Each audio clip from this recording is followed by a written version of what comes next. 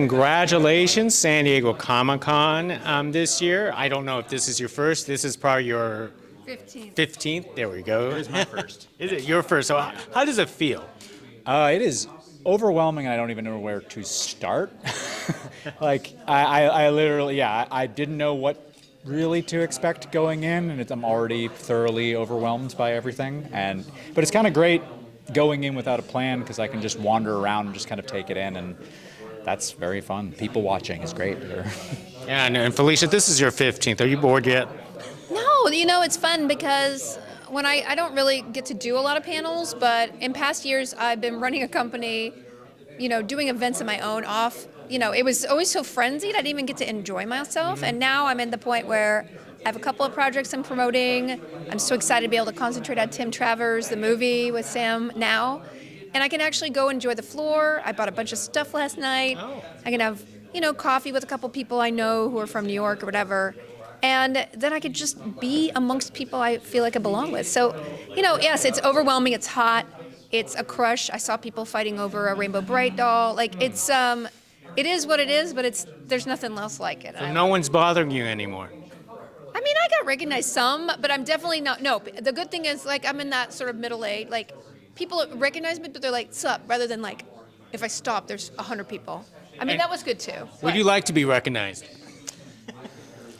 Still up in the air about that. Yeah, it really does have its advantages. And Like maybe I like the sup, but I don't know about the 200 people flocking Yeah. to me thing. Yeah. I'm already overwhelmed just with the crowds, just making it through them on my own. Without that. So yeah, I think the nod is fine for me. Sup. Yeah. The sup. Yeah. So Felicia, how did this project came about for you? What was your path on board? Mine was actually, for once, I have a standard Hollywood path. I got the script, I got an offer, I got some dates, I read it, I said, I love this character, I want to do it, I have time, I did it. So I didn't have the cool indie path that Sam had with the short and now the movie, like you can explain. So for me, I made my own short horror comedy a number of years ago, and it ended up on the same shorts block as the director Stimson, his prior short.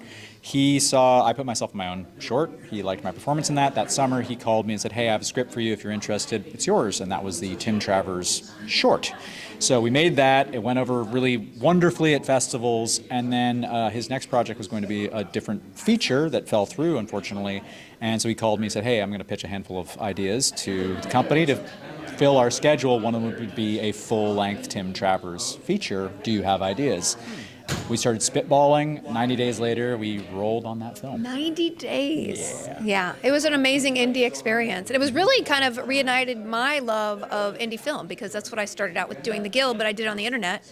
We don't really have web series or indie film on the internet as much, but like being able to be on the journey of them making this thing so fast, getting it together, and then doing indie film festivals, which the movie is winning a lot of them, and just seeing that journey and being in touch with other filmmakers making stuff outside the system, it's wonderful. It's just that magic of indie filmmaking that creates a camaraderie and independence. Yeah, absolutely. And I mean, it's just like, we also got lucky that everybody cast crew on this shoot were just wonderful people to a T. So it was already a set that was just like, yeah, every set is going to be stressful. It doesn't matter if you're a giant Marvel movie or if you're, a smaller indie film.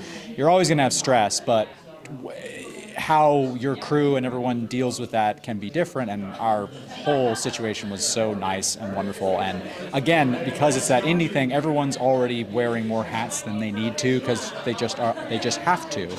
And so if they can do that and still come into work every day and just be like, I'm so excited we get to make this thing. Yeah. That's the magic of indie right there. Yeah, and the special effects are just A grade. Yeah. And Joel McHale's in it, Danny Trejo. I mean, there's just a lot.